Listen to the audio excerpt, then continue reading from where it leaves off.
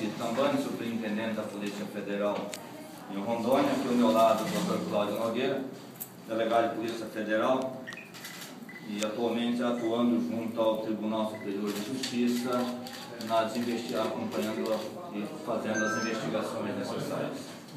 Hoje nós desencadeamos a segunda fase, assim dizendo, da Operação Pretório, buscando complementar as investigações e atendendo os mandados de prisão e mandados de busca expedido pelo Superior Tribunal de Justiça.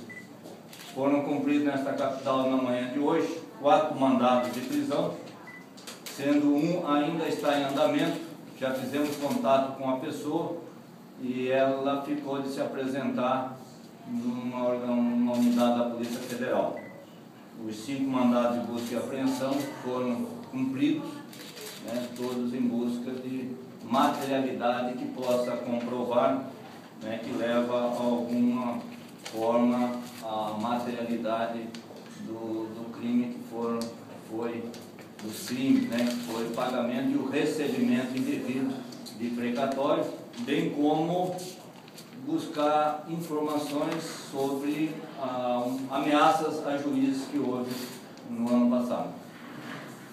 Então, essas informações que eu tenho para dizer para vocês sobre essa operação de hoje. Você pode confirmar para a gente os nomes das pessoas? Os nomes já estão todos na internet, eu acabei de ver, é só puxar lá. Doutor, mas o caso é o seguinte, por exemplo, esse Fábio Richa, a gente sabe que ele era secretário lá do TRT, né? O Rodolfo Paiva, qual seria, por exemplo, o grau de envolvimento dele nisso? Também o Edson Piacentini, que é marido da juíza, o Marcelo Calixto, que seria empresário, e teria um, 2, 3, 4, teria um 5º elemento preso, alguma coisa assim. Eu só poderia detalhar, se não puder citar nomes, pelo menos dar uma explanação sobre o envolvimento dessa gente nessa fase das investigações. O Dr. Cláudio Nogueira, que está trabalhando no caso da palavra. Eu não posso dar maiores detalhes porque o inquérito está sob segredo de justiça no STJ. Mas o que eu posso asseverar para os senhores é que desde a criação do sindicato dos professores, o processo já começou com algumas falhas, certo? E no decorrer que esse processo 2039, ele foi instaurado em 1989, desde lá nós temos conhecimento de pagamentos indevidos dentro desses precatórios que vem ocorrendo constantemente. E nas investigações apurou-se de que a forma como isso era feito, essa irregularidade de pagamentos, era com a inserção de nomes de beneficiários de forma fraudulenta, falsificando procurações, falsificando identidade, enfim, criando todo um aparato em que, de alguma forma, houvesse pagamentos indevidos. Também se questiona pagamentos de honorários, tanto sucumbenciais quanto contratuais, dentro dos autos. Mas isso é uma outra fase da investigação que está ainda em fase de apuração.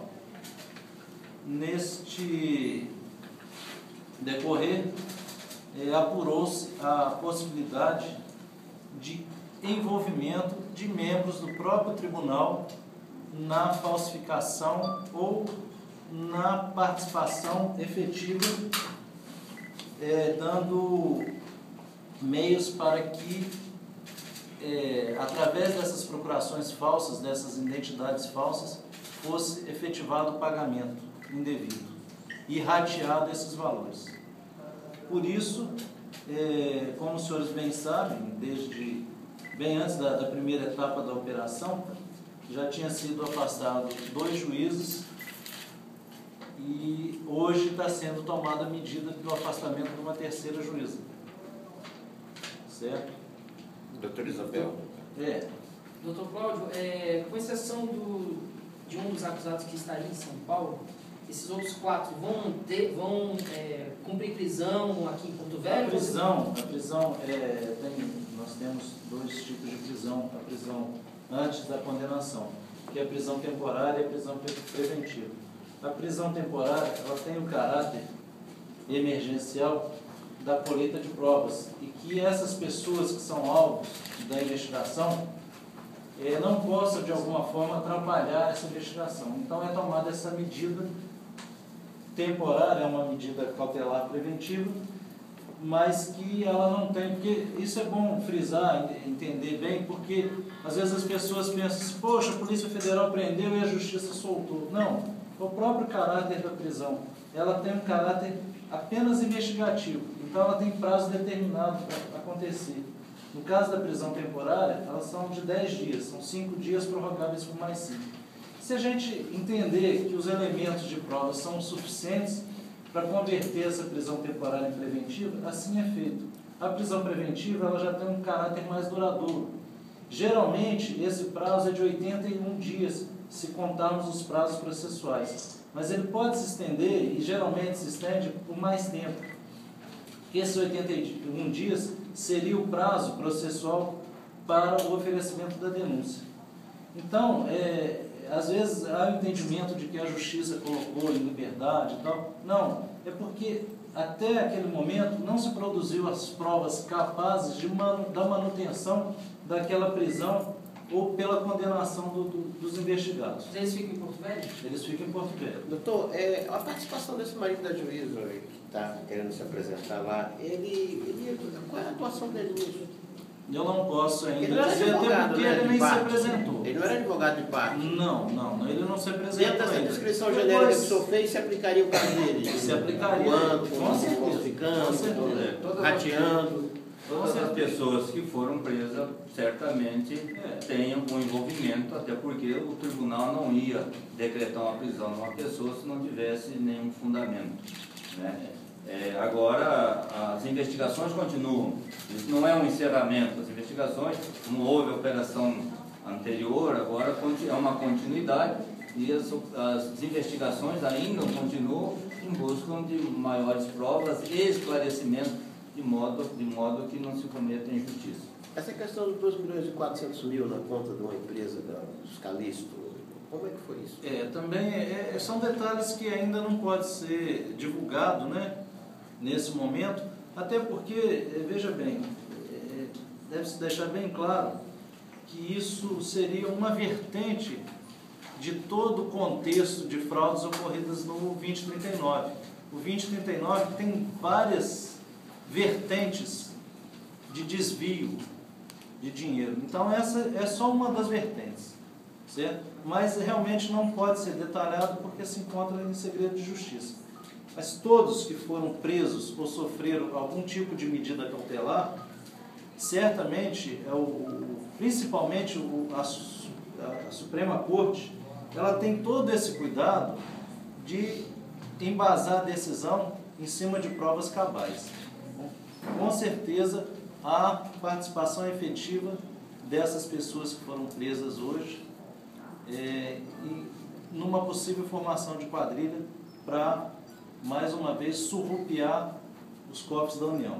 Eu acho que é um momento também adequado deixar claro para os senhores, para que alerte aos reais beneficiários da ação do processo 2039, que foram surrupiados por quem quer que seja, né, sejam servidores, sejam advogados, sejam falsificadores, enfim, que procurem seus direitos, que corram atrás, que vá ao tribunal, peticione, diga que o seu nome, às vezes, constou numa lista e não recebeu, enfim.